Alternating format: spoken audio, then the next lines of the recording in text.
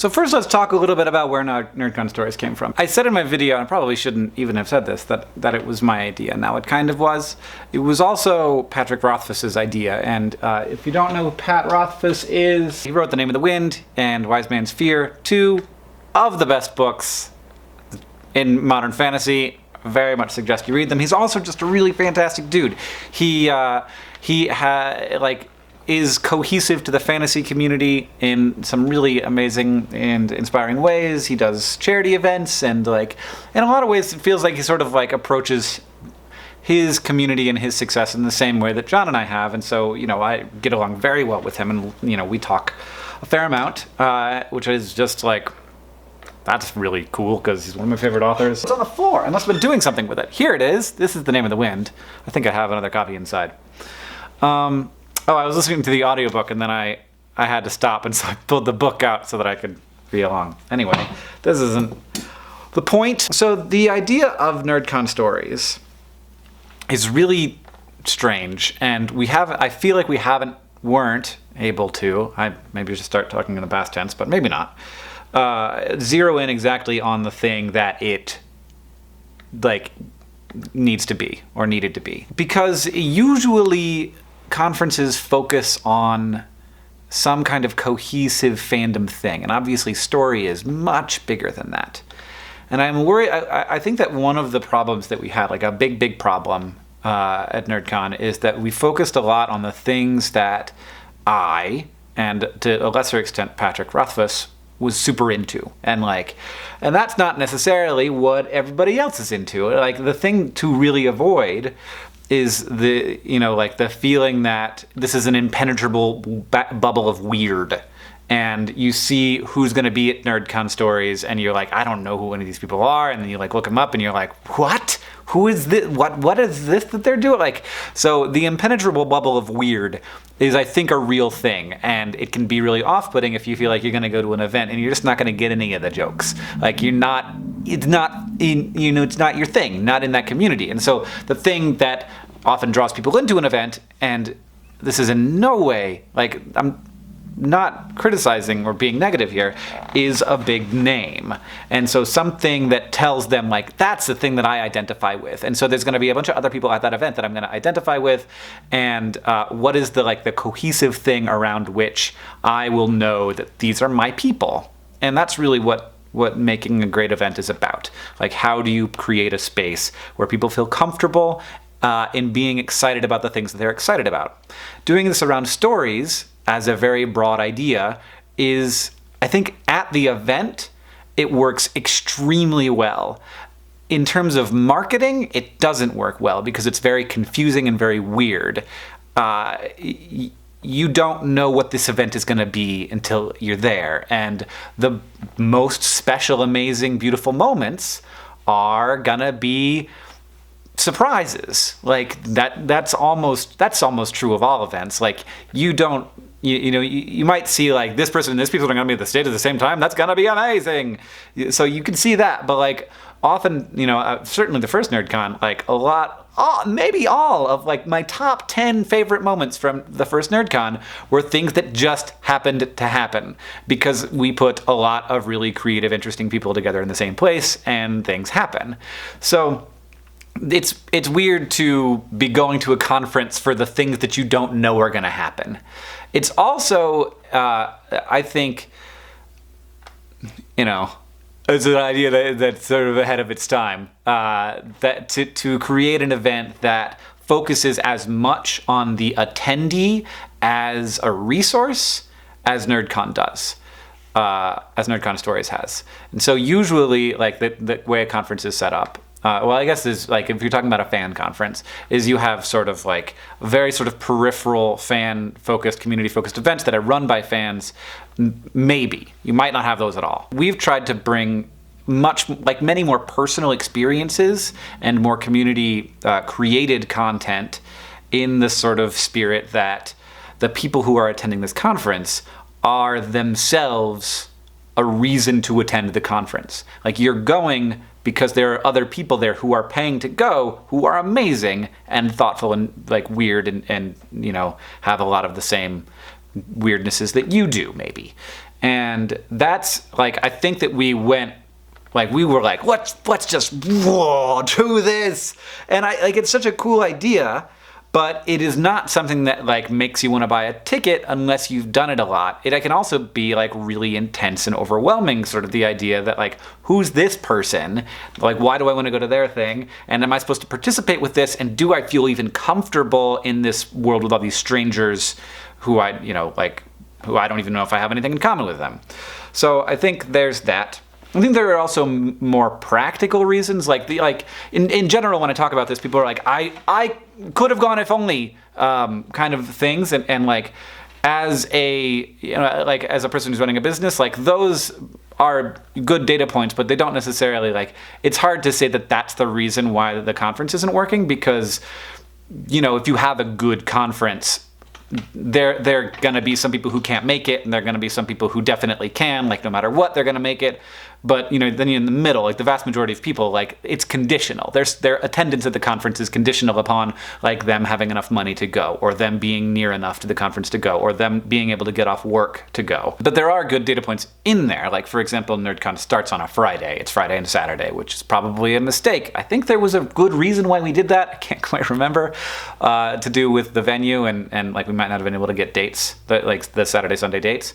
But that's definitely a thing. People are going to have to miss school because it also is during the school year, which there's good reason why it's during the school year. The reason that we can do NerdCon at all, any of the NerdCons, is because we have VidCon staff that have downtime this time of the year, so we can sort of dedicate a bunch of VidCon staff to NerdCon. That's why it's in the off season, as we would say, and the conference world is definitely not in con season, it is in the off season. It's also nice to not have to compete with all the other conferences in the world. I think another practical reason why, in addition to the dates, in addition to it being during the school year, it's also, very soon in February, we're going to be having NerdCon Nerdfighteria in Boston, and that's definitely splitting attendance. And it's something, I honestly didn't think it was going to split attendance that much, and it definitely is. It makes perfect sense that it would, and it is. It's a clearer sell. It's more obvious what NerdCon Nerdfighteria is, and the ticket sales for Nerdfighteria are very strong, so that's definitely a thing. It's a 10th anniversary celebration too, it's only going to happen one time. And whereas NerdCon Stories, it's not quite so clear what it is, and maybe it's going to be around next year, you think. Well, probably not. I think also, logistically, it may have been a mistake. This is how it always happens when things go wrong. You never know quite what to attribute the problems to. And you think a lot more critically about what the problems might be, which is something you don't do when you're super successful. And it might be something you should do when you're super successful, because maybe as a business person you're seeing oh, we're so successful, but maybe you could be significantly more successful if you would only think about the things that might be going wrong inside of people's heads that you're not even hearing about because you're not looking because things are going well. One thing that I definitely want to say though is in business, you cannot ever blame your customer for your failures. It's always your fault. It is it might be a failure of communication, it might be a failure of marketing, it might be a failure of vision, it might be a failure of product, but it is not their fault. So when people are saying to me the reason you can't come, that's interesting and useful information to have, but this is not on you. I just want to be clear about that. This is not about the decision you made, whether it's going to be successful or not. It's a collective set of decisions.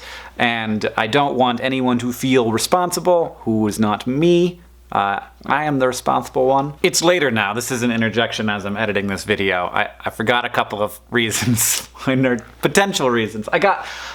When I was talking, I just got completely distracted by this conversation about bell curves that I've cut out of the video that made no sense. As I was saying before I got distracted by bell curves, I think having it in Minneapolis again might have hurt it. Moving it to a different place where I think some people were well, I've kind of done this before. There's not a lot of new, it doesn't look that different to me. I've been to NerdCon, I've done the NerdCon thing, and all of the locals, not all, but a substantial portion might have had less impetus to go. Also, the way that I marketed NerdCon last year was much more intensive. I made a Vlogbrothers video that was just about stories, that talked about why we did NerdCon stories, that, it didn't like do very super well or anything, but it hit our core audience, and those people were, excited about this new thing that we were doing. Now, this year, it's not a new thing that we were doing, and it also felt like I felt less justified in making a big Vlogbrothers video about it. Things have to take on a life of their own. They can't rely on me to always be making a video about them in order to keep it alive, because, Vlogbrothers doesn't need to be 100% me telling you to do stuff, telling you about conferences you probably can't go to anyway. So yeah, it was definitely marketed differently. And then the final thing that I didn't put in this that I should talk about probably is we were so spoiled by VidCon, which was a conference that started, as a big wave was forming, and rode that big wave. And the success of VidCon, like the fact that it kept selling out every year, no matter how many tickets we had available, it kept selling out, is not a thing that happens. Spoiled mofo right here. And I knew that. I knew that as an objective truth. But I hadn't incorporated it into my business strategy, which I really obviously should have. So it needed to be marketed very differently than VidCon. It needed to be thought about very differently from VidCon. And the combination of us sort of just like the high of coming off of how wonderful NerdCon was, how great the response from people who attended was, and also from our guests, and also from like the people, like the staff and the guests and everybody who had worked on the event. It just seemed so wonderful that it seemed like a foregone conclusion that it was going to do great next time, because everybody came away from the event just like it was the best weekend of their lives. But you have to reach a new audience. Like, you're not going to get 100% of the people who went last year. Some people are going to have stuff to do. So you have to hit new people with your marketing materials, which we just didn't do. I don't like saying this. I feel like it's saying something nasty about the people who attend events. It's really not. But making a really great event, making a really great experience for attendees is very different from making a marketable event. And that makes it sound like people are making stupid decisions and that they're not like, you guys don't know what's good for you. It's just a thing. Like, this isn't like me bemoaning this fact. It's like an absolute true set of facts. So yeah, now we're gonna go back to the part of the video where I get really off track, and you can stop watching now. It's not gonna be about NerdCon anymore.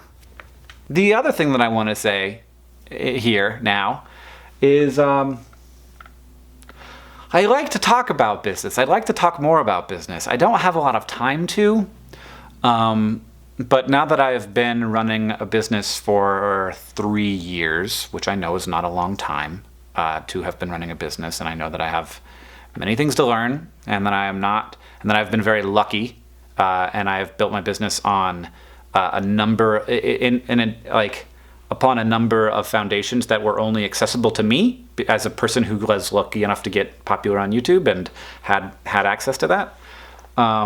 So yeah, I recognize that I have like a very unique and maybe not like particularly applicable set of experiences in business, but I would like to talk about it more, because I would like more people who are like the people who watch like Hank's channel, for example, to be interested in business.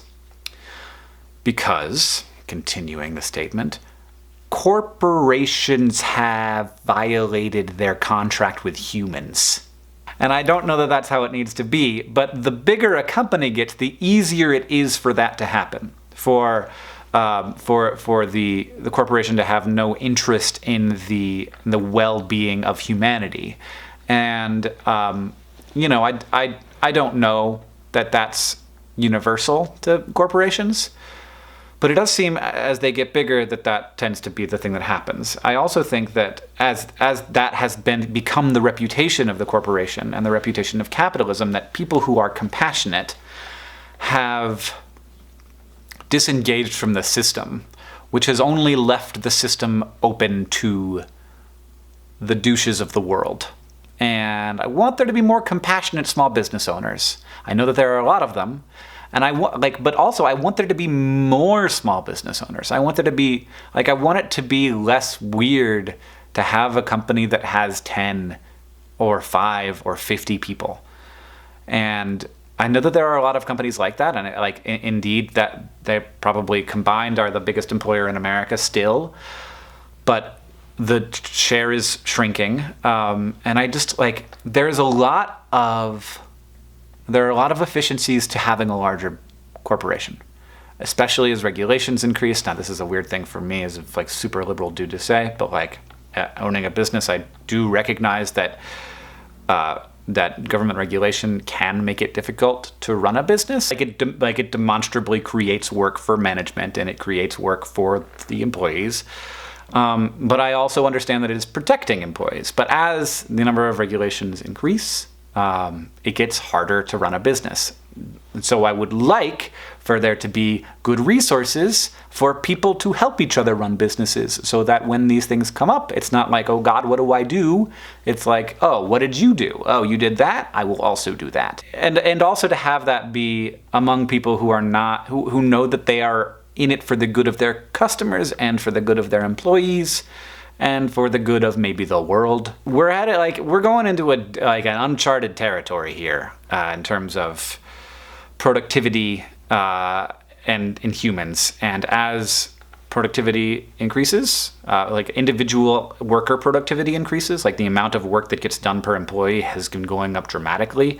The amount that the employees are getting paid has been going up much less dramatically, because why raise people's wages? You can make the product a little bit cheaper and you can make the profit significantly higher. And that's the thing that motivates investment, and that's the thing that motivates a lot of types of business people. And I want that, if we don't have compassionate people in business, it's gonna tear itself apart. It does seem a little bit like if the only structure, the only feedback mechanism is profit, the only thing that matters, the only data point that affects decision making is profit. And not to say that paying just attention to just profit necessarily makes people unhappy at their work. You might want to make your workers happy so that they will be more productive. You might want to make a good product because that will help your profit. There are a number of ways that looking at that number actually does, looking at that data point actually does make sense. But it cannot be the only data point. And especially as we move into a world where you can cut and cut and cut and cut and the profit continues to go up and the people continue to be not employed, that eventually breaks down because humans need resources in order to buy things. And that is the thing that drives the economy. I mean, additionally, we need activity, we need work, we need value and meaning. And work, employment is the current way that we have decided that we're going to ascribe meaning to lives of humans. And I don't think that that's right, but it's a place that we're at. So that's super worrying and concerning. Those words mean the same thing. That was a way of saying without saying if you were wondering. So I just used a synonym while I was thinking. So I think that there needs to be maybe a new system of capitalism, maybe,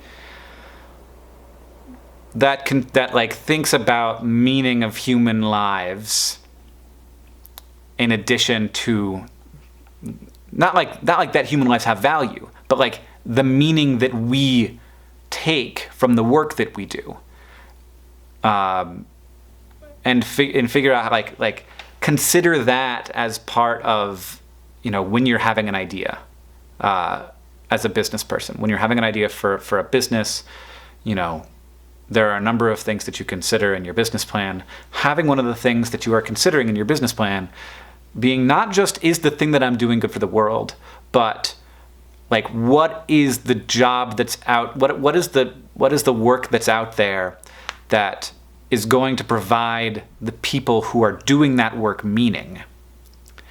And can, in a future world where maybe there is such abundance that like we have a lot of stuff and like comforts, but we do not have value, like we don't feel valuable in the world. This is a super like big concern I have. Like loneliness and lack of productivity and not going outside and doing stuff. And just being on the like internet, getting mad at people and having that be the fuel that drives your personal value, which I think is a thing that's happening right now. What is that work? And if like, does that work even require payment if it can bring people value? And what that might mean is like, what is a world where where people work not for money but for meaning? And that's like a 50-year question. But if it's thought about soon enough, there might be a way to have that happen with a smoother transition, and also in a way that doesn't only benefit the people who already have the comfort, which is, it's always how it works. Like when we have economic shifts, the people who benefit from them, aren't just the people who get rich, but are also the people who are able to participate in the new system early. And those people tend to be not rich, but well off. Not billionaires, but people whose parents saved enough for their college education. People who, maybe are able to not have to work to sustain themselves and to feed themselves and their children. So that conversation went way off the rails and turned into my worst Medium article ever. That was a bad Medium article, Hank Green. Rambly. You're like basically relying on people to agree with you in order to even have any idea what you're talking about.